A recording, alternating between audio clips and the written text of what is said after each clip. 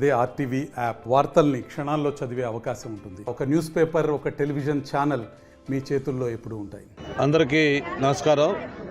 ముందుగా వైకుంఠ ఏకాదశి శుభాకాంక్షలు.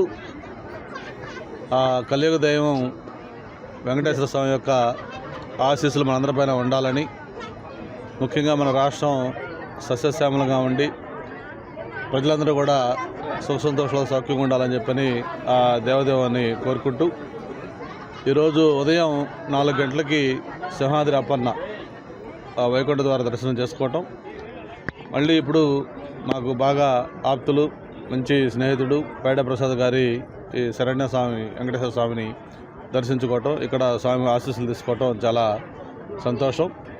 అలాగే ఈరోజు మా కాన్స్టిట్యూన్సీలో కొన్ని ప్రోగ్రామ్స్ కూడా ఉన్నాయి, మన ఫౌండేషన్లు అలాగే శంకుస్థాపనలు అవన్నీ, వాటికి సంబంధించి కూడా ఈరోజు కొన్ని కార్యక్రమాలు చేసుకోవడం కోసం ఇక్కడి నుంచి బయలుదేరి వెళ్తూ ఉన్నాం. ముఖ్యంగా ఏదైతే మొన్న ప్రధానమంత్రి నరేంద్ర మోడీ గారి సభ విశాఖపట్నంలో గ్రాండ్ సక్సెస్ కావడం మనందరం కూడా చూసాం. ప్రత్యేకించి చంద్రబాబు నాయుడు గారు, అలాగే పవన్ కళ్యాణ్ గారు, లోకేష్ గారు, మోడీ గారి నలుగురు యొక్క స్పీచెస్ కూడా విన్నాం మనం. విశాఖపట్నానికి భవిష్యత్తులో ఎలాంటి ప్రాధాన్యత ఉండబోతుందో కూడా వాళ్ళ మాటల్లో మనం స్పష్టంగా తెలుసుకోగలిగాం.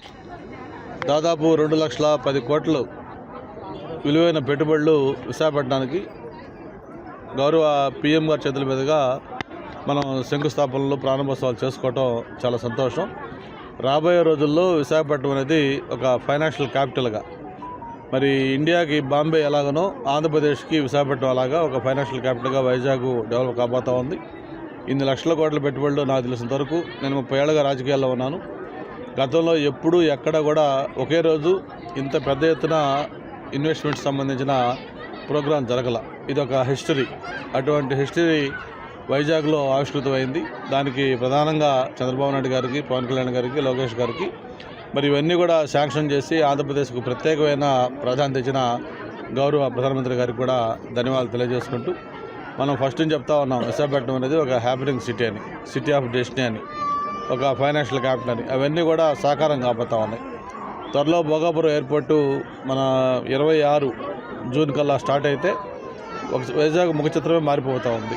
అటువంటి డెవలప్మెంట్ విశాఖపట్నం రాబోతూ ఉంది. ఒక పక్క ఐటీ కానీ, మరో పక్క టూరిజం కానీ, మరి అదేవిధంగా మిగతా ఈ రియల్ ఎస్టేట్ సంబంధించిన ఇన్ఫ్రా ప్రాజెక్ట్స్ కానీ ఇవన్నీ కూడా పెద్ద ఎత్తున రాబోతామని చెప్పి కూడా తెలియజేసుకుంటూ, ఈ వైకుంఠ ఏకాదశికి ముందు రోజు తిరుపతిలో జరిగిన సంఘటన చాలా దురదృష్టకరం, బాధాకరం. ఎందుకంటే వేలాది మంది భక్తులు స్వామివారి దర్శనం కోసం వెళ్ళటం, అక్కడ తొక్కిసలాటలో 6 చనిపోవడం కూడా చాలా బాధాకరం. మరి విషయం తెలిసిన వెంటనే గౌరవ ముఖ్యమంత్రి గారితో పాటు కేబినెట్ మంత్రులు సబ్ కమిటీ, అలాగే డిప్యూటీ సీఎం, అలాగే ఇతర అధికారులు అందరూ కూడా తిరుపతికి వెళ్ళి పరిస్థితి మొత్తం కూడా సమీక్షించి ఎవరు బాధ్యులు, ఎందుకు జరిగింది దాని మీద డీటెయిల్డ్గా కూడా రివ్యూ చేశారు. అంతేకాకుండా ఒక జ్యుడిషియల్ ఎంక్వైరీ కూడా దాని మీద ఆర్డర్ ఇవ్వడం జరిగింది. దాంతోపాటు ముందు ఇమీడియట్గా ఎవరైతే ఆ ఇన్సిడెంట్కి ప్రధాన కారకులుగా భావించారో డిఎస్పీ కానీ, లేకపోతే ఎస్టేట్ ఆఫీసర్ కానీ, అలాగే ఇతర ఎస్పీ, అలాగే జేఈఓ, చీఫ్ విజిలెన్స్ ఆఫీసర్ అందరిని కూడా ట్రాన్స్ఫర్ చేయడం, ఒక ఇద్దరిని సస్పెండ్ చేయడం కూడా జరిగింది. అంతేకాకుండా చనిపోయిన కుటుంబాలకి 25 లక్షల రూపాయలు ఎక్స్గ్రేషియా ప్రభుత్వం ప్రకటించింది. దాంతోపాటు వాళ్ళకి టీటీడీలో టెంపరీ కాంట్రాక్ట్ బేసిస్ ఉద్యోగం కుటుంబంలో ఒకరికి ఇవ్వాలని కూడా ప్రభుత్వం నిర్ణయించుకోవటం, ఇవన్నీ కూడా హుటాహుటిన సంఘటన జరిగిన వెంటనే ప్రభుత్వం స్పందించి తీసుకున్న నిర్ణయాలు ఇవన్నీ. బట్ ఏది ఏమైనా కూడా ఆ సంఘటన జరగకుండా ఉండాల్సింది. బట్ ఎందుకు జరిగింది ఏంటనేది జ్యుడిషియల్ ఎంక్వైరీలో రిపోర్ట్ వచ్చిన తర్వాత దానికి ఎవరు బాధ్యులను వాళ్ళందరి మీద కూడా కఠినమైన చర్యలు తీసుకోవడం జరుగుతుంది, భవిష్యత్తులో ఇలాంటి రిపీట్ కాకుండా. ఎందుకంటే ఇది భక్తుల మనోభావాలకు సంబంధించిన అంశం.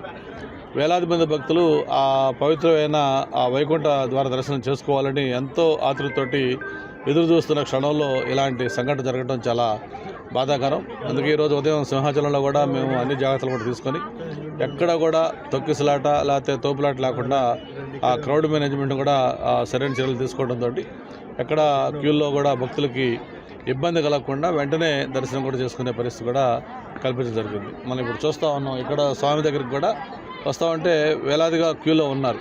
దానికి సరైన ఏర్పాటు చేయకపోతే ఆ తొక్కిసలాట ఎదురే అవకాశం ఉంటుంది. కాబట్టి నిర్వాహకులు అక్కడ ఉండే మెయిన్ ఎవరైతే బాధ్యులు ఉంటారో వాళ్ళు దాని మీద ఫోకస్ పెట్టాలి. భవిష్యత్తులో ఇలాంటి ఇన్సిడెంట్స్ రిపీట్ కాకుండా కూడా ప్రభుత్వం గట్టిగా చర్యలు తీసుకుంటుందని చెప్పి కూడా మనం చేసుకుంటా ఉన్నాం. మరిన్ని వీడియోస్ కోసం ఛానల్ ని సబ్స్క్రైబ్ చేయండి. లేటెస్ట్ అప్డేట్స్ కోసం వాట్సాప్ ఛానల్ ని ఫాలో అవ్వండి. ఆ లింక్ డిస్క్రిప్షన్ లో ఉంది.